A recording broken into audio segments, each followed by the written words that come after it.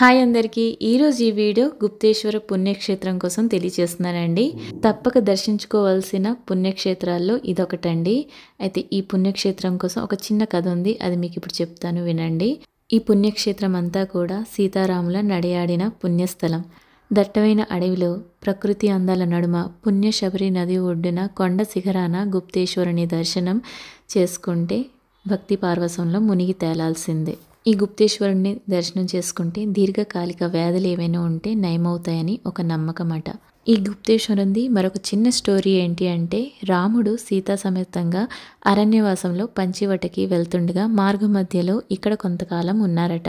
ఆ సమయంలో రాముడు తపస్సు చేయగా శివుడు ప్రత్యక్షమయ్యి, నీ అరణ్యవాస దీక్ష నిర్విఘ్నంగా పూర్తవుతుంది, ఇక్కడ సమీపంలో ఉండే పర్వతం రామగిరిగా కీర్తి పొందుతుందని పలికారట. నేనిక్కడ లింగాకారం దాల్చి కలియుగంలో భక్తులచే పూజలు అందుకుంటానని వరమిచ్చారట. శివుడు అన్నట్లే త్రేతా ద్వాపరయుగం గడిచి కలియుగంలో 17వ శతాబ్దంలో ఈ గుప్తేశ్వరుని ఉనికి అందరికీ తెలిసిందని అక్కడుండే ప్రజలి నానుడిలో తెలుస్తుంది.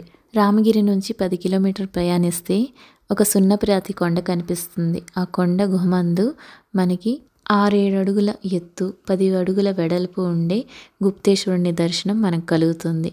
ఈ గుప్తేశ్వరుని అనే పుణ్యక్షేత్రం మాత్రం ప్రతి ఒక్కరు దర్శించుకోవాల్సిన పుణ్యక్షేత్రం అండి, అంత ఫేమస్ అన్నమాట. ఈ గుప్తేశ్వరుడు ఉనికిలోకి వచ్చాక 50 ఏళ్ళ వరకు శివరాత్రి నాడే ఈ దర్శనం కలిగేదట. ఆ తర్వాత మెల్లిమెల్లిగా రహదారి ఏర్పడి క్రూర మృగాల సంచారణ తగ్గి ఇప్పుడు శివరాత్రికి దాంతోపాటు కార్తీక మాసాన సోమవారం నాడు ఎప్పుడైనా మనకి దర్శనం అయితే లభిస్తుందండి. ఇది గుప్తేశ్వరుని యొక్క చరిత్ర అన్నమాట. లోపలికి వెళ్ళే త్రోవ మాత్రం కొద్ది కష్టంగా ఉంటుంది. గుహ లోపలికి వెళ్ళాలి కదా, మరి కొద్ది కష్టంగానే ఉంటుంది, కానీ దర్శనం చేసుకునే దగ్గర మాత్రం ఫ్రీగానే ఉంటుందండి. మేము ఉండేది జగదల్పూర్ అండి. జగదల్పూర్ నుంచి జైపూర్ 80 కిలోమీటర్స్, అక్కడి నుంచి గుప్తేశ్వరం 65 కిలోమీటర్స్. జగదల్పూర్ నుంచి మేము గుప్తేశ్వరం దర్శనం చేసుకోవడానికి వెళ్ళాము. గుప్తేశ్వరుడు దర్శనం చేసుకుని రిటర్న్ బ్యాక్ అయ్యే వీడియో అండి.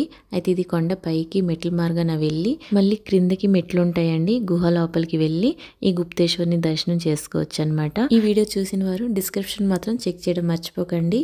మీకు ఏమైనా డౌట్స్ ఉంటే కామెంట్ బాక్స్లో నాతో షేర్ చేయండి, తప్పకుండా కామెంట్ చేస్తాను.